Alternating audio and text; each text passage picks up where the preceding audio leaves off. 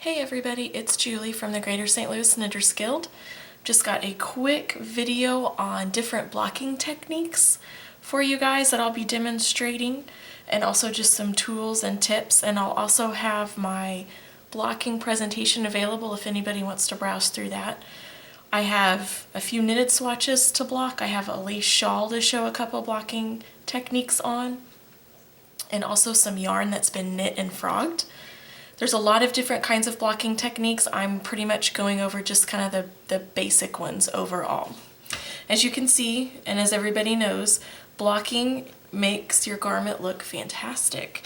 These are the same swatches, same number of stitches and everything, and this one has just been through the wet blocking process where I soaked it for a little while and then rolled it up in a towel, got all the excess water out of it, and then just laid it flat to dry.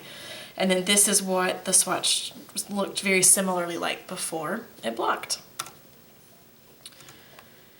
And there's a lot of different blocking tools that I'll be using today. Some of them I won't have on hand, but there's a sink, a tub, or a large container, wool wash. You'll see a towel. I've also got my steam iron out, my rust-proof T-pins, a spray bottle, and then of course these are my Knit Picks interlocking blockers that I have used for many years. I think they're 12 inches and you get 12 of them in a package. I know a lot of other companies have them as well, but they're really handy to have to reconfigure into different shapes for things that you may have. So let's get started. The first blocking technique that I am going to be showing you is the one that is the best recommended for most everything that you knit, and that is the wet blocking method. So this is just a swatch I knit up in very bulky yarn. It's been soaking in some water. I don't have any soak at my house, so we're just doing water today. So usually you just let the garments soak and you just gently kind of press them down. You don't want to agitate them or use very hot water unless you're wanting to felt it. Afterwards, what you'll do after it's soaked for 15 minutes probably, depending on the size of your garment and the thickness of it, is afterwards I like to take it out very gently. Just do a gentle squeeze of all the majority of the water. Lay it out in a towel and then roll it up. If it's a very big project, you can roll it up in a big bath towel and step on it, and that gets a lot of your extra water out. I have been known to put it in my washing machine and do just the spin cycle to get all of it out if it's a large project or one that I want to make sure it gets all the remaining water out. It also helps it dry faster. So after you get all the excess water out, you'll just remove the towel, and then depending on your swatch or the knitted garment, if there's measurements to do with your swatch or your garment, you're just gonna do those out, which of course you can use your handy dandy tape measure. And then these are my T-pins that I use. They're also from Knit Picks. I think all of my tools are from Knit Picks because I got them early on when I started knitting. And then you can just pin it out to the measurements. And if it's a swatch square, you can always just measure it to make sure that you're headed up about the same from the top at the bottom.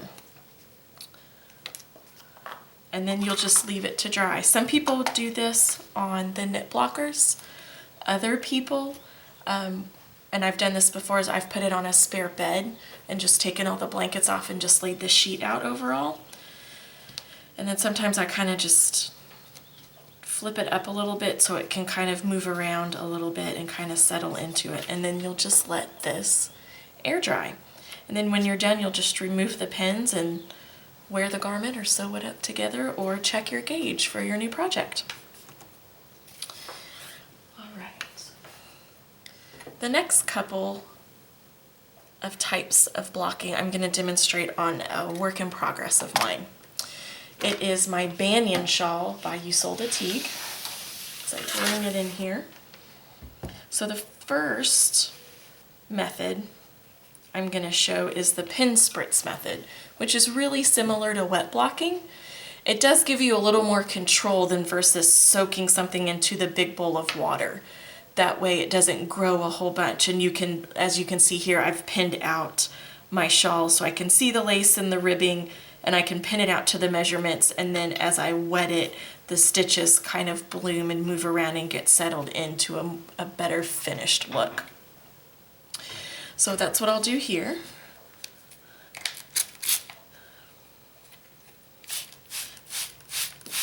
And you can go to whatever dampness you feel is appropriate.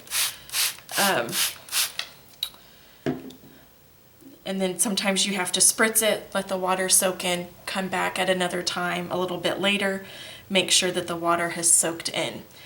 The knit blocking mats aren't necessarily the best method for this, the best underlayment for this, because as you can see the water pools and it's gonna run around, run off and make a mess. So you could use the knit blockers, but I would recommend a sheet or something flat. I would not recommend a regular kind of bath towel or kitchen towel, because this pile and the way the softness of it could affect your blocking, because it'll shift around a little bit more, and also it's not as smooth and even of a flat of a surface. And this is kind of nice whenever you just want to do a small section of your blocking, just like that. And as you let it soak in, you'll just kind of see everything kind of settle into place, and you can just let it dry. And usually you don't want to get it so dripping wet. I'm going to put a towel over this just for a minute to kind of soak up the extra so I don't make a mess in my kitchen. But it's a nice method if you're doing something measured and you want to go on and pin it out whenever it takes a lot of work, like a lace shawl. It's also really nice if you just want to have more control overall before the garment gets wet, if you're concerned about something growing too much. And also you want to keep in mind whatever method you block your swatch is also the method you'll want to use for your finished piece. So if you're doing a wet blocking process with your swatch, you can see how much it grows one way or the other. That way you can kind of know how the yarn's going to behave overall.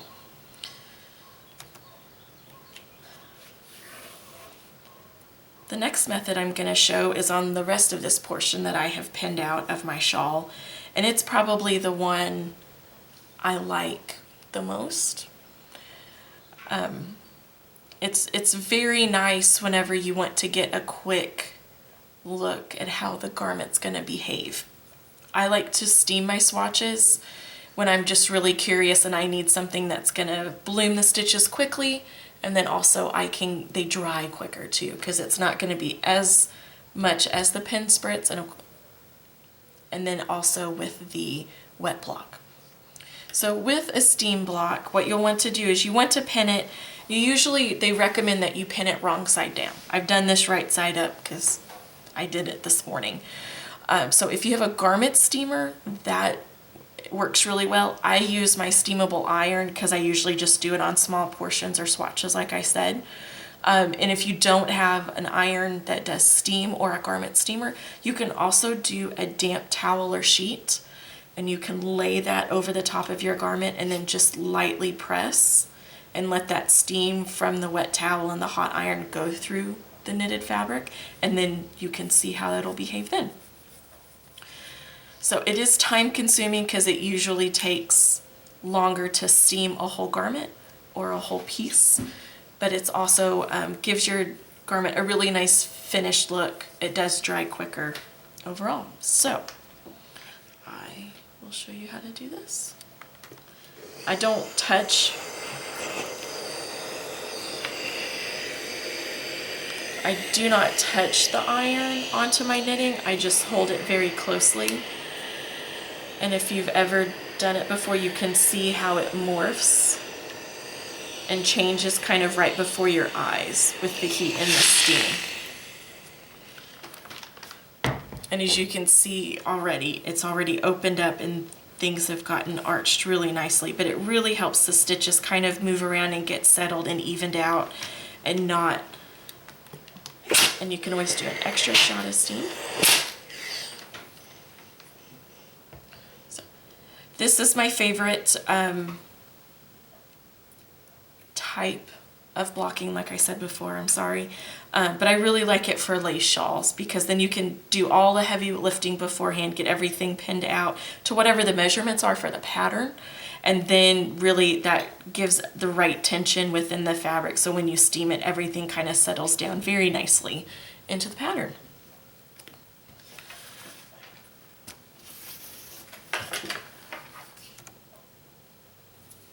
All right, I have a couple other examples for steaming. This is just a simple cotton swatch. I'm pretty sure this is peaches and cream cotton. Cotton's a really good fiber to consider doing a steaming blocking method, because if you have a whole garment or a blanket or anything really more than a dishcloth that is going to be worn, whenever you soak it and do the wet block method, cotton gets so heavy and it can really stretch out and become very cumbersome to get all of the water out and get everything laid out. So I've read a couple articles that have recommended steaming this, because then you get the nice blocking things without stretching it out or having to lug something that's incredibly heavy. This is some yarn that I had knit into a shawl and I frogged. And one thing that's always recommended is if you do that and you end up frogging something, before you re-knit the yarn, is to either do a wet block method where you soak it in a bowl and then you just hang it to dry. And whenever you hang it, you don't want to put a weight on the bottom of it. You just want to lay it flat to dry. And that should take care of most of the kinks. Sometimes there's just a couple that aren't going to come out. This, if I remember correctly, was the swatch for the shawl.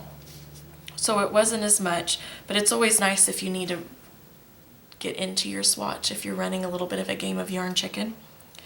So what I recommend is you can do this with a steam iron, you can do this wet blocking, or you can even do it with a tea kettle if you have that, and whether it's electric or on the stove, and you can just hold up the yarn like this and just run it back and forth as you are getting all the kinks out. And then you'll just let it dry like any garment, and then you can knit it up.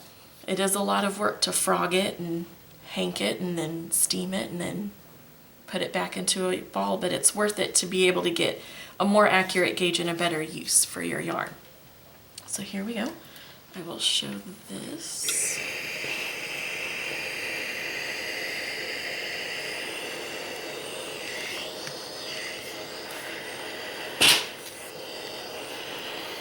And cotton takes a little bit more time and steam just because this is a thicker gauge of yarn.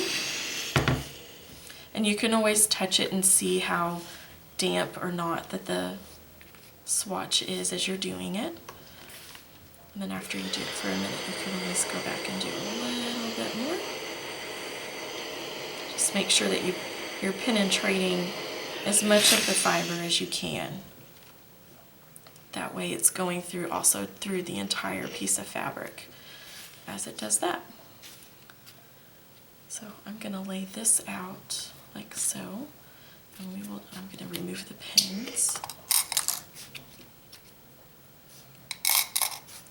And we're just going to do and move the swatch. Here we go.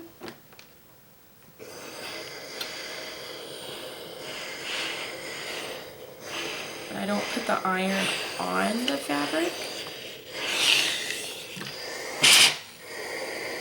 I just hover it very closely over it.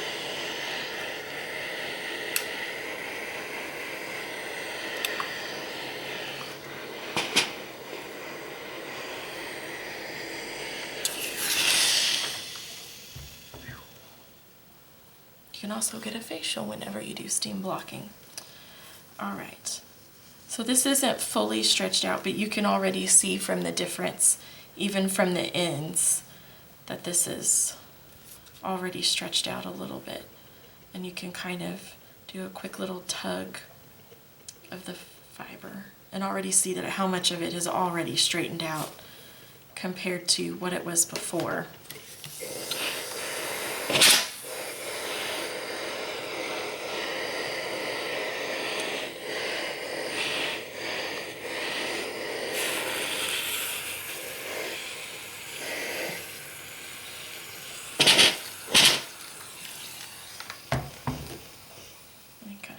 a little tug as it's laid there. And then if you're doing it with a teapot, if this was my teapot and the steam was coming out of here, you would just keep it, you don't want to just let it go slack. Keep a little bit of tension on it just to keep it straight and go back and forth with the steam is what you would do. And then like I said, you'll just hang it up, let it dry, and then you've got a fresh steamed skein of yarn that you can go and use on another project. Thank you so much for giving us a look and watching this very short presentation on blocking, but I do hope that we all get to see everybody in person soon with a meeting, and stay safe and stay healthy.